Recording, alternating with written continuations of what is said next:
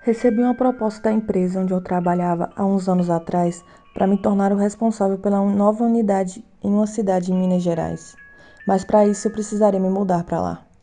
Aceitei a proposta sem pensar duas vezes. Ora, afinal, não há muita coisa a se perder em São Paulo quando se tem 25 anos e nenhuma proximidade com a família.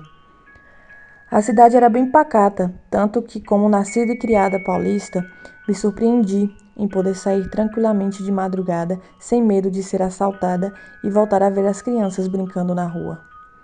Minha nova casa era pequena, porém aconchegante aos meus olhos, e todo aquele clima fazia sentir-me de volta aos anos 90. Resumindo, tudo corria perfeitamente bem. Após um dia cansativo de trabalho, um dos funcionários estava fazendo aniversário e todos resolveram comemorar em um bar ali na localidade. Me convidaram e, vendo como uma forma de conhecê-los melhor, resolvi ir junto. Fomos para um bar que era bastante frequentado na cidade. Tomamos uns goles de vários tipos de bebida e começamos a conversar sobre assuntos aleatórios. Carlos, o mais falante, e o aniversariante também, se mostravam mais dispostos a se enturmar comigo. Eu não sou o tipo de pessoa que julga pela aparência, mas o cara era realmente muito estranho. Era um homem baixo, sua coluna era completamente curvada e o seu biotipo esquelético conseguia ressaltar todos os seus ossos. Tanto a barba quanto o cabelo enormes e parecia que seu último banho tinha sido há anos atrás. Porém, o que mais me assustava eram seus olhos. Eram como se toda a maldade do mundo estivesse naqueles olhos, semelhantes ao de uma serpente. A minha sorte era o enorme chapéu de palha que ele usava e me livrava muitas vezes do contato visual. Ouvi piadinhas sobre eu ser a chefe e a mais nova entre todos eles. Ouvi histórias sobre as suas esposas, seus maridos, esse tipo de coisa que parecia indispensável para a ocasião. Até que o assunto se levou para a religião. Então, chefe, a senhora acredita em Deus? Carlos me perguntou, enquanto os outros mudavam de assunto e não prestavam atenção em nós.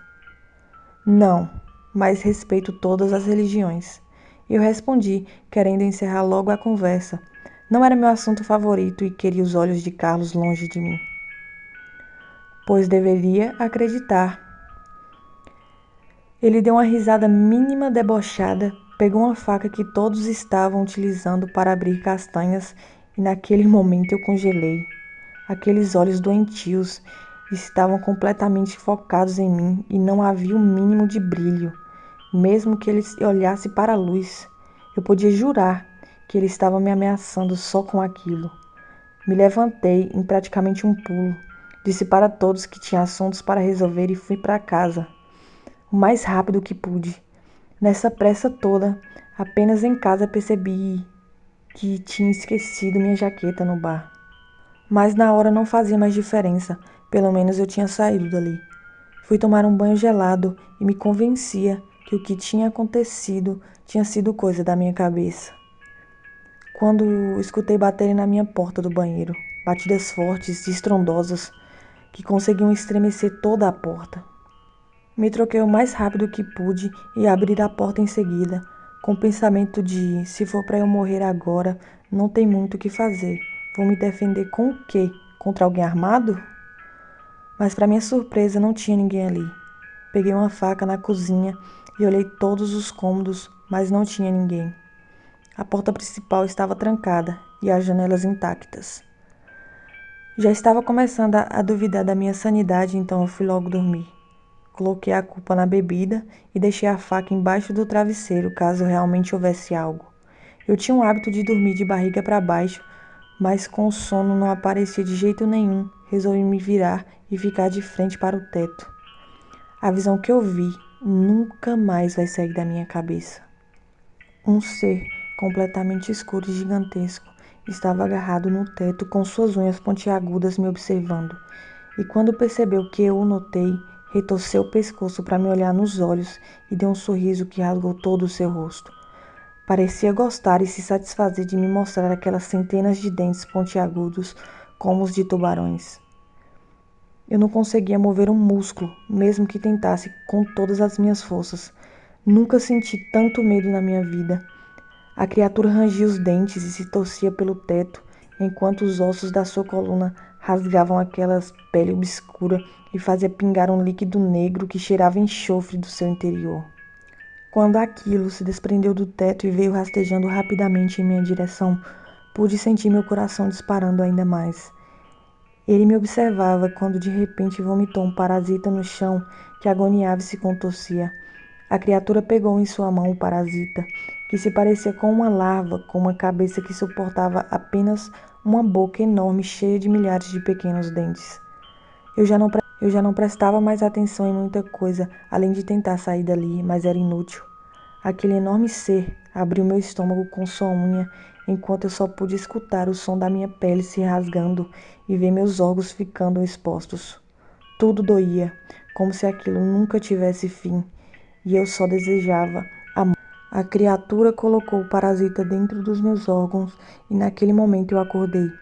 Não pude acreditar que tudo aquilo foi um sonho. Estava suando frio e a vontade de vomitar me consumia. Já tinha amanhecido e o sol iluminava manchas de um líquido negro no chão. Passou-se um tempo desde o ocorrido e meu mal-estar era constante.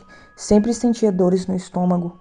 Eu observava Carlos pelos corredores da empresa e só conseguia ver aquela criatura, toda vez que ele passava, se contorcendo e as costas com os ossos expostos. Resolvi ir ao médico fazer exames de rotina por conta das dores e depois de algumas semanas fui chamada para conversar. Já pressenti que algo não estava bem. No mínimo, os exames detectaram algum problema no cérebro de tantos delírios que eu tive. Estava frente a frente com o médico e ele parecia inquieto. Você acredita em Deus? Ele perguntou com uma expressão que eu descreveria como pena. Não. Dessa vez eu estava convicta das minhas palavras, e se existisse algo de superior, isso só poderia ser do mal. Bem, se apegue em outras coisas então. Tenho más notícias, ele disse passando os dedos pelos papéis. Câncer de estômago avançado. Era isso que ele queria me notificar, e foi a única coisa na qual eu prestei atenção. Enquanto ele falava em quanto tempo eu poderia durar e métodos para tentar tratar, eu só conseguia pensar no que era aquela criatura. Meu cérebro me alertando sobre a doença, delírios, alguma coisa realmente ruim e sobrenatural? Bem, ninguém poderia me dar respostas, no mínimo me chamariam de louca. Logo depois da consulta, fui até a empresa mandar e-mails ao meu superior em São Paulo sobre o ocorrido, avisar sobre a minha demissão por conta da doença. No dia seguinte, ele veio se lamentar e nomear o próximo responsável pelo meu cargo. Carlos foi nomeado depois de muita enrolação e todos fizeram praticamente uma festa, o jogando para cima. Naquele momento, eu apenas consegui ver o líquido negro pingando e sentir o cheiro de enxofre se tornar forte.